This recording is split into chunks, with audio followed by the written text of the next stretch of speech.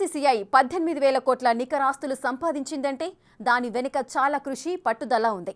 అసలు ఏమీ లేని పరిస్థితి నుంచి అందరినీ శాసించే స్థాయికి చేరడం వెనుక చాలా కథ నడిచింది.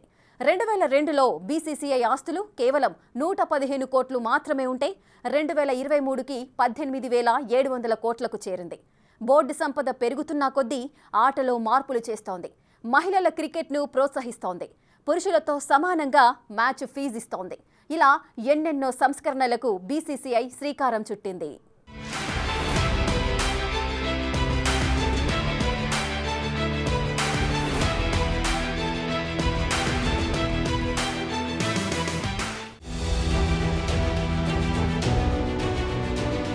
బీసీసీఐ ఒక సక్సెస్ఫుల్ క్రికెట్ బోర్డ్. భారత్లో క్రికెట్ జర్నీని పండుగలా మార్చేసిన బోర్డు ఇది. ప్రపంచ దేశాల్లో క్రికెట్కు క్రేజ్ తీసుకురావడంలో పెద్దన్న పాత్ర పోషిస్తోంది కూడా. ప్రస్తుతం ప్రపంచంలోనే అత్యధిక ధనిక బోర్డుగా ఉన్న బీసీసీఐ గత ప్రస్థానం చాలా కష్టంగా సాగింది. 1928 డిసెంబర్ 4న బీసీసీఐ ఏర్పడింది. బ్రిటిష్ ఏకఛత్రాధిపత్యానికి వ్యతిరేకంగా ఇది పట్టాలెక్కింది. ఓసారి 1983కు వెళదాం. కపిల్ దేవ్ సారథ్యంలో భారత్ వరల్డ్ కప్ నెగ్గిన సందర్భం అది. సీన్ కట్ చేస్తే గెలిచిన ప్లేయర్స్కి నజరానా ఇవ్వాలి కదా, కానీ మన బీసీసీఐ దగ్గర నజరానా ఇవ్వడానికి కూడా నయా పైసా లేని సందర్భం అది. ఫ్లైట్ టికెట్లు కూడా డబ్బులు లేని పరిస్థితి అది. 1983లో నాటి బీసీసీఐ అధ్యక్షుడు ఎన్కేపీ సాల్వే సింగర్ లతా మంగేష్కర్ సాయం కోరారు. ఆమెతో ఢిల్లీలో ఓ మ్యూజిక్ కన్సర్ట్ నిర్వహించగా టికెట్ల ద్వారా 2 లక్షలు వచ్చాయి. ఆ డబ్బుని విశ్వవిజేత టీమిండియా ప్లేయర్స్కి బీసీసీఐ రివార్డుగా ఇచ్చి సత్కరించింది.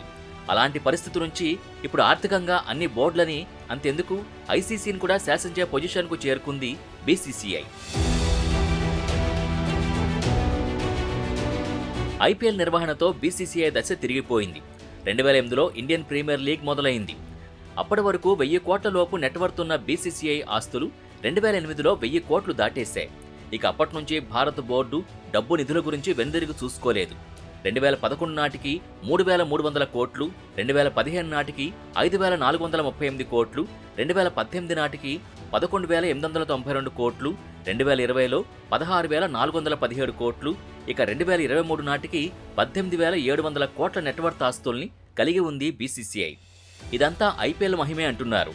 సంవత్సరాలు గడిచిన కొద్దీ ఐపీఎల్ రెవెన్యూని బీసీసీఐ చాలా పెంచుకుంది. ఫ్రాంచైజీల్ని పెంచింది, మ్యాచ్ల సంఖ్యను పెంచింది, రెట్టింపు ఆదాయాన్ని పొందడం మొదలుపెట్టింది. కొత్త ఫ్రాంచైజీలు అయితే బీసీసీఐ నిర్దేశించిన బేస్ ప్రైస్ కంటే రెట్టింపు కోట్ చేసి దక్కించుకున్నాయి. ఆర్థిక ప్రవాహం అలా ఉంది మరి. పెరుగుట విరుగుట కొరకే అన్న సామెత మాదిరిగా ఐపీఎల్ మ్యాచ్ల సంఖ్య పెరగడం వల్ల సంప్రదాయబద్ధమైన సిరీస్లు తగ్గుముఖం పట్టి అసలుకే అసలొచ్చే ప్రమాదం కూడా లేకపోలేదనే ఆందోళన క్రికెట్ ఫ్యాన్స్లో వ్యక్తమవుతోంది. మీడియా రైట్స్, స్పాన్సర్షిప్ల ద్వారా బోర్డులు ఆదాయాన్ని ఆర్జిస్తాయి. అంతేకాకుండా టికెట్ల అమ్మకాల ద్వారా కూడా ఇన్కమ్ సమకూరుతుంది. ముఖ్యంగా ఐపీఎల్ ప్రసార హక్కుల ద్వారా బీసీసీఐ భారీగానే ఆర్జించింది. 2023 నుంచి 2027 వరకు ఐపీఎల్ ప్రసార హక్కుల్ని అమ్మడం ద్వారా 3 వేర్వేరు సంస్థలు కలిపి బీసీసీఐకి 48,390.32 కోట్లు చెల్లిస్తున్నాయి. దాదాపు 12 ఏళ్ల తర్వాత వన్డే ప్రపంచ కప్కి భారత్ ఇటీవలే ఆతిథ్యమిచ్చింది.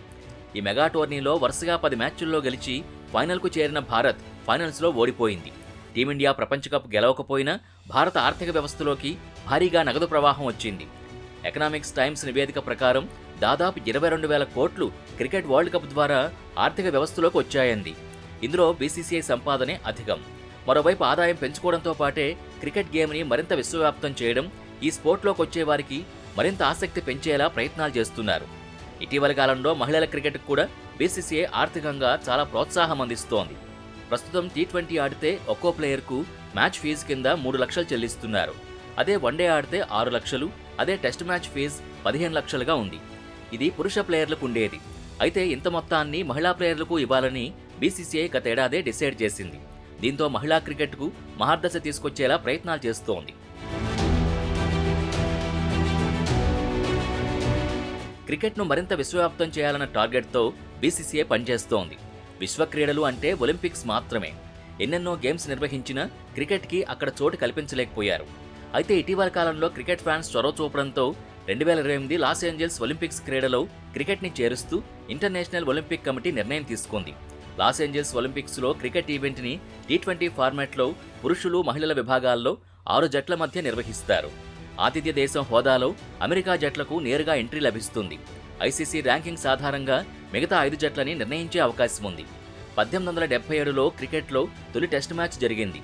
1900 ప్యారిస్ ఒలింపిక్స్లో ఒకే ఒక్కసారి క్రికెట్ మెడల్ ఈవెంట్గా ఉంది. ప్యారిస్ గేమ్స్లో కేవలం ఫ్రాన్స్, బ్రిటన్ జట్లు మాత్రమే పాల్గొన్నాయి. బ్రిటన్ టీంకి గోల్డ్, ఫ్రాన్స్ జట్టుకు సిల్వర్ మెడల్స్ లభించాయి. ఆ తర్వాత క్రికెట్ ఒలింపిక్స్ జాబితాలో చోటు కోల్పోయింది. మళ్లీ ఇన్నాళ్లకు పూర్వ వైభవం వచ్చింది.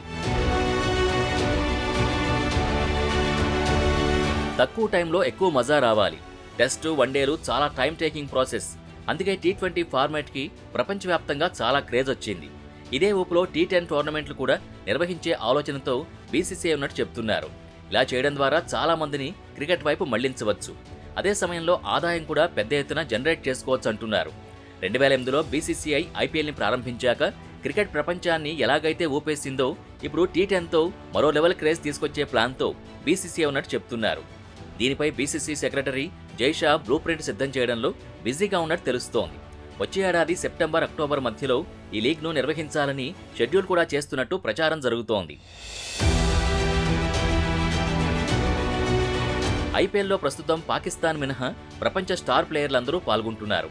భారత్లో క్రికెట్కి విపరీతమైన ఆదరణ ఉండడంతో ఐపీఎల్కు ప్రపంచంలో ఏ లీగుకు దక్కని ఆదాయం, విపరీతమైన క్రేజ్ దక్కుతోంది. ఈ ఊపులో బీసీసీఐ ఇంకెన్ని నిర్ణయాలు తీసుకుంటుందో చూడాలి.